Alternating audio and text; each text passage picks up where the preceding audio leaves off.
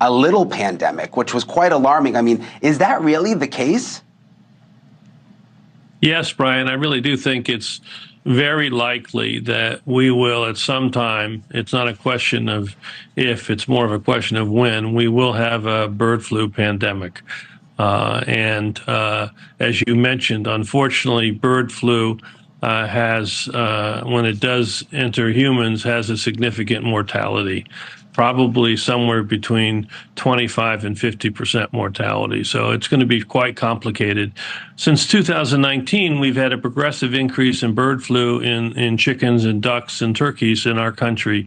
And since then, you've seen it now go into a number of mammals. It's now in over 25 different mammals. I think now with the llamas recently, it's now in 27 mammals in the United States. Why is that important?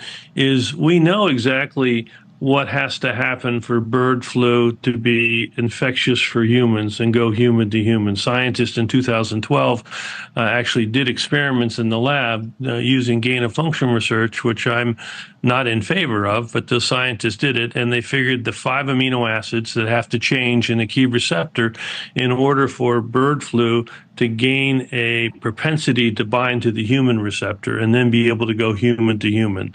Something that obviously happened with COVID, where COVID obviously learned how to use the ACE2 receptor in humans and then, of course, became a very infectious virus.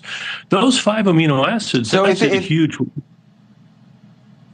So I was just wondering if it's going to go, if it does, hopefully it won't. If it goes human to human, though, is it like COVID where if you cough, someone else can get it? Is that how it spreads, or does it spread a different way? No, it's likely to spread through aerosol and droplets is how it's going to eventually spread.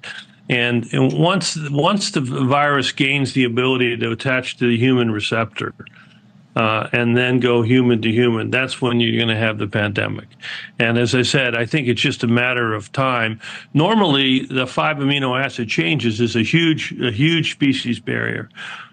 So who knows how long that will take. But as it goes into more and more different mammals, it's changing its use of receptors. It's changing. It's learning how to use different receptors for dolphins and seals. And it's learning how to use receptors in bears and polar bears and foxes and raccoons and cats.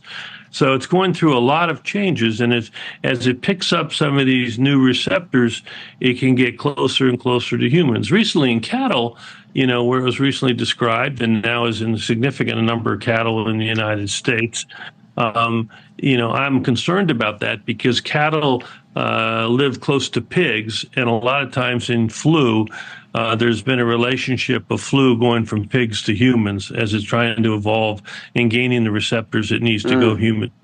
I'm less concerned, though, that this will happen through spillover and evolution in animals.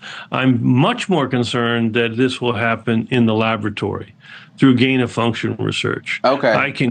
I can create this virus literally in weeks to months by using gain-of-function research. I know exactly what amino acids I have to change because in 2012, against my recommendation, the scientists that did these experiments actually published them. So the recipe for how to make bird flu highly infectious for humans is already out there. All you have to do is look it up.